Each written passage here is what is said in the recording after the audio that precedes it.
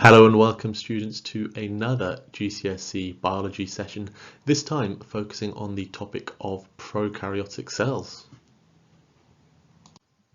Now, if you're familiar with who I am and how these sessions work, please feel free to skip this portion of the video, but if you are new around here, here is how to make best use of this video. So this session already assumes you have covered the topic of prokaryotic cells in class. If this is not true, please use any of the resources that I've linked in the description down below to get up to speed with the content of prokaryotic cells. Now, each activity in this video session has a red and a blue variation. Feel free to choose whichever variation you would like to do unless your teacher has asked you to do a specific colour. There are pros and cons of each colour and it just depends on what's going to be best for you. There are hints littered throughout the video and they are coloured in orange. Obviously try not to use them, but if you do need to use them, please don't be ashamed to use them. And lastly, look out for the purple post-its of progress, which are also throughout the video. Whenever you see one of these, that means you should be self-assessing your work with a separate colour pen and making any corrections that you need. So when you come back to review your notes, you can clearly see what you did right and what you did wrong and what you need to revise on. Let's get into the video. So what does our learning map look like today? Well, the first thing we're going to do is identify some types of prokaryotic organisms. We're then going to look at some prokaryotic cell structure. We're then going to compare prokaryotic cells with eukaryotic cells and finish with a fast fire 4 series of questions. And that'll be all that we do today. It should be quite a short session. Activity 3 is a bit of a long one, but the rest of them should be done pretty quickly. So let's get into it. Question number 1. Now on the screen are 7 examples of organisms. Your task is to identify which of the following organisms is made up of prokaryotic cells. The red and blue activities for this task are the exact same, so state your answer and write one sentence explaining your decision. Pause the video and have a go at completing this task, and when you're ready, press play again. And here are the answers to question number 1. So there was only one organism which was made up of prokaryotic cells, and it was the second organism there. And just as a note, bacteria are made up of prokaryotic cells, and compared to eukaryotic cells, these cells are much smaller and they do not have a nucleus. All animals and plants are made up of eukaryotic cells, and I've already produced a video on that one, so if you're unsure about eukaryotic cells, now would be a great time to go and watch that video too. On to question number 2. So on the screen is an example of a prokaryotic cell. Your task is to label the organelles A through H on the prokaryotic cell below.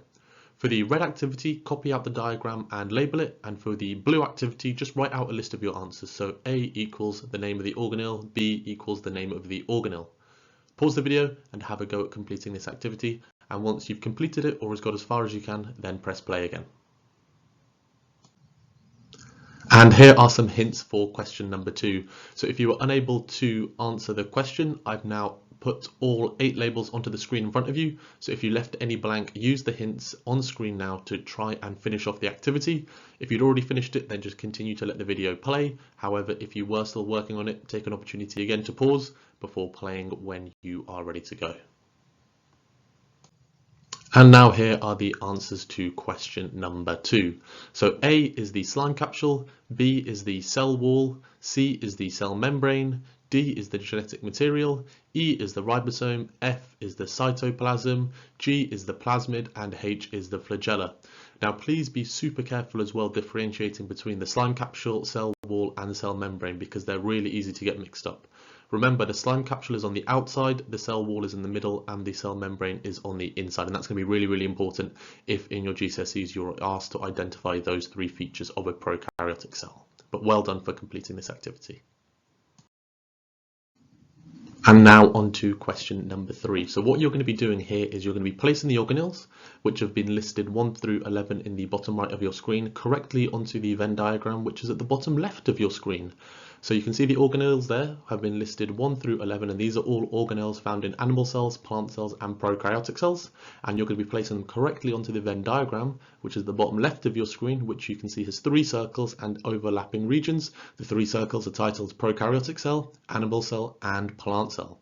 So for the red activity, you're going to sketch out the Venn diagram and write the organelles names out in full. So make sure your Venn diagram is nice and big so you can write the full name of the organelles into it.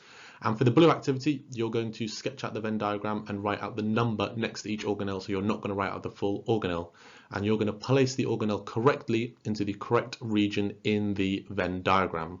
I trust you know how to make Venn diagrams work, and at this moment, pause the video, have a go at completing it, and then play it when you are ready. There are no hints for this section of the video, so pause it, and then when you play it again, the answers will pop up onto the screen shortly. Off you go. Okay, and now the answers to question number 3. Really well done for having a go at question number 3. It was a really long activity, so well done however much you did.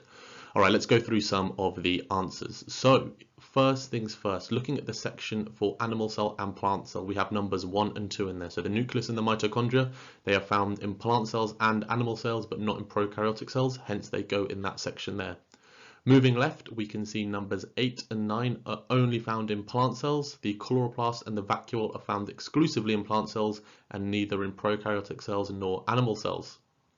Then, in the middle region, numbers 3, 4 and 5 are found in animal cells, plant cells and prokaryotic cells. These are ribosomes, cytoplasm and cell membranes. Number 6 is found in plant cells and prokaryotic cells, and that is the cell wall. And number 7, 10 and 11 are found exclusively in prokaryotic cells. Those are the slime capsules, the flagella and the plasmid. As I said, very, very well done on getting those right. And as you can see, we have now some purple answers on the board, which means you need to be self-assessing your work. So with a separate color pen, make sure that you get these answers checked. And just a side note as well, I don't think I've told you to self-correct your work as you've been going. So for question numbers 1 and 2, please make sure you self-assess your work as well. So go back in the video if you haven't done so already, grab a separate color pen and make sure you self-assess questions number 1 and 2 as well. Without any further ado though, let's get into question number 4. And now on to the last question, question number 4. So on screen are 4 questions to assess your understanding of the prokaryotic cell content that we've just covered in this session. Number 4 is a little bit tricky. It looks at a different previous topic, eukaryotic cells, but you should still be able to do it.